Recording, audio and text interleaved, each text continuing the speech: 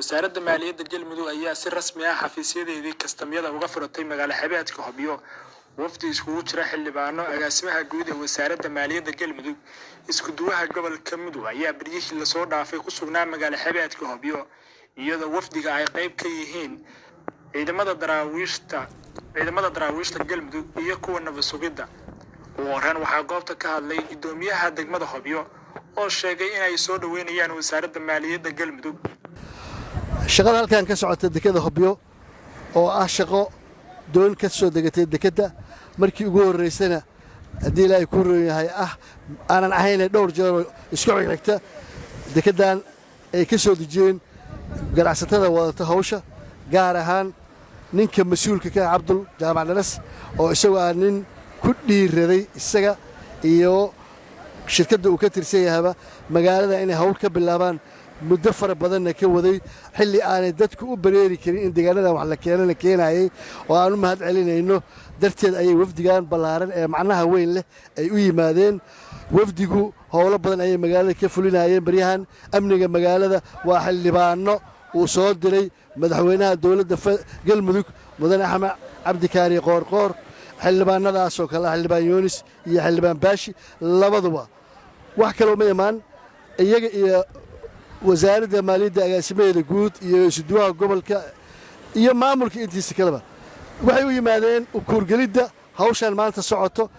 iyo sida sharciga uu yahay waafajinta habka dawladnimo oo aan ogahay inay tahay bilow waxaanan ahayn dawladihii meesha soo marayna ay hore uga shaqeeyeen balse maanta ay kaga duwan tahay in wadadii saxda ahayd ee dawladnimada si sax cagta loo saaray.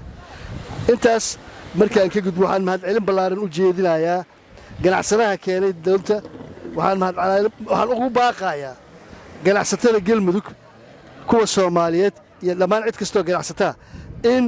magaalada Hobyo ay u diyaarsan tahay in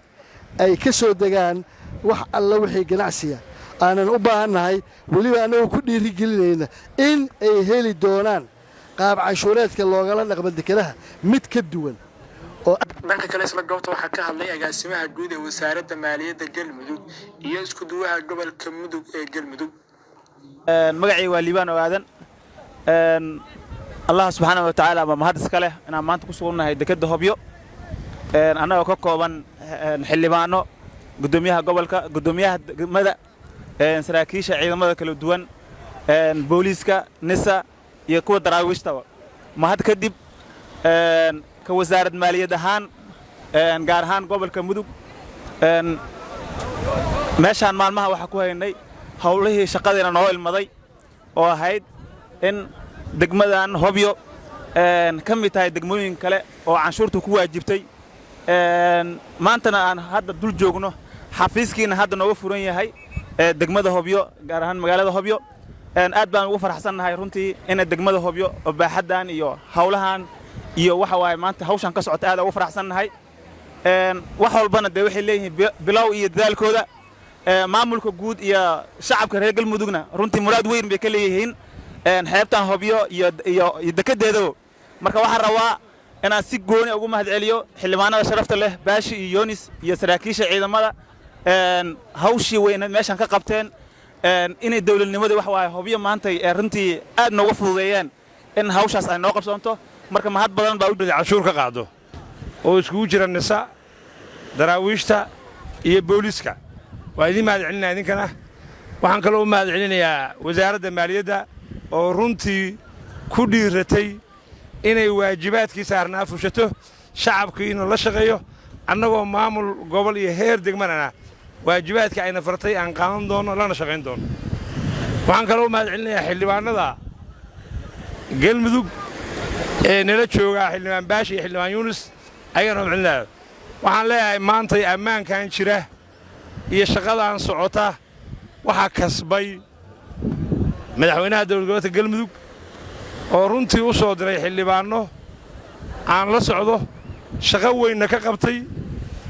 waxayna kaashanayeen ciidamada saddexda aan sheegay oo runtii aan oran karo waa ciidamo u dhabar adeegay inay meeshaan shaqo ka qabtaan saako u dambeysay shaqo fiican ka qabtay waa loo mahad celinayaa wasaaradda maaliyaddana meel kasta ee galmuduga shaqadii way ka bilaabaysaa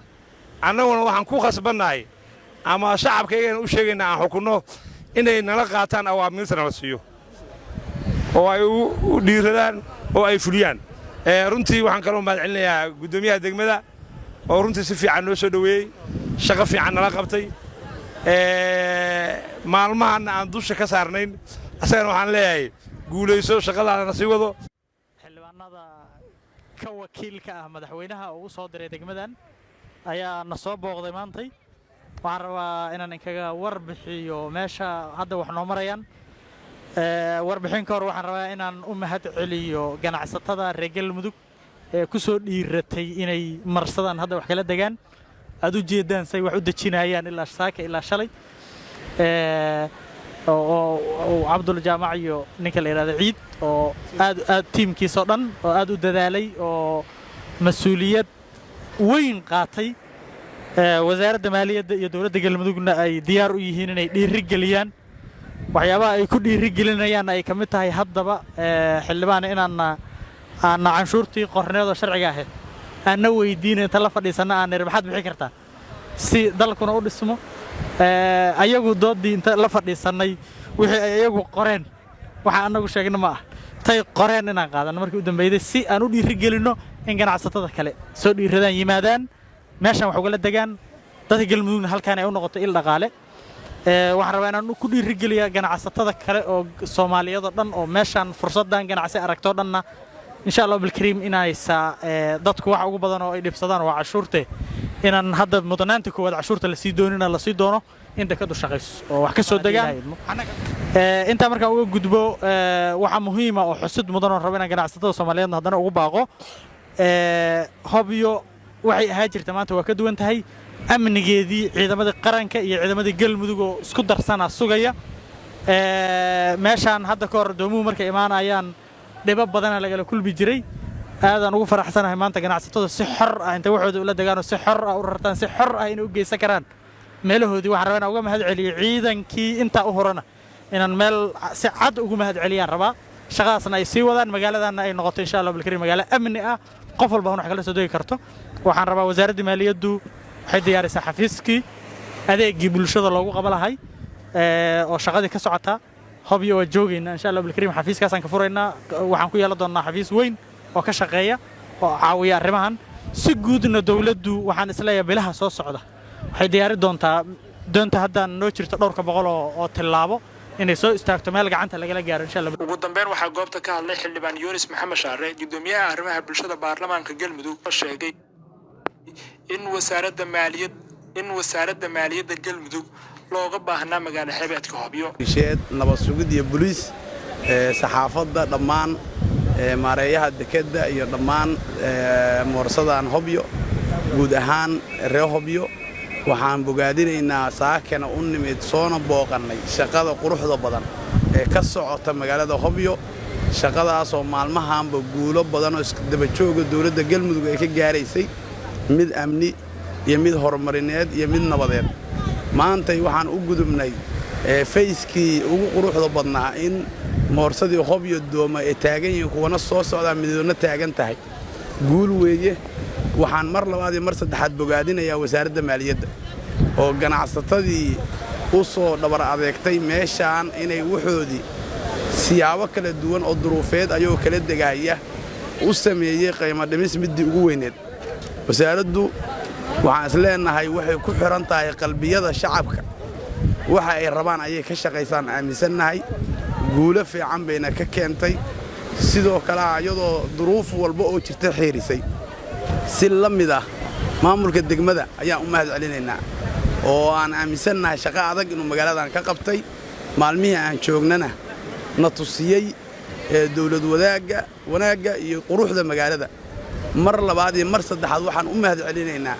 quruxda maanta ee aan xeebtaan khudbadda ugu qabanayna ma dhacdeen saraakiisha daraawiishta ee guutada horseed oo ammaanduulihii iyo taliyaheedii nala joogo nisa oo saraakiisheedii nala joogaan iyo taliyaha booliiska degmada ayakoo magaaladan maalmihii la soo dhaafay ka sameeyey wax ummadda Soomaaliyeed iyo ummadda reer Galmudug ku farxaan guulahaas ayaa keenay in ganacsatadii ay timaado laguna soo dhiirado keentana in maantay moorsadii hobyo shaqadaas ay ka socoto si la mida waxaan ugu mahadcelinaynaa wasiirka amniga oo 24 saac waqtigiisa siiyey inuusan taleefanka nooga bixin oo meeshaas ku jiro si la mida madaxweynaha dawlad goboleedka oo magaalada aan qalbigiisa kaga taalay waqti iyo juhdina taleefanka aan nooga bixin waqti walbana aan helaynay asagoo waqtina geliyey quruxdaan muuqatana hadduusan asaguna amreen oo meeshaan uusan noo soo direen aysan ka muuqateen mar labaad iyo mar saddexaad uga mahadcelinaynaa mar labaad guul iyo guul reer Hobyo meel kastoo aad joogtaan ciidamada geesiyada oo dhinacyadayna taaganna mar labaad iyo mar saddexaad hambalyo dhammaantiin guul weeye maantay waana guulo la gaaray dhammaantiin waa mahadsantiin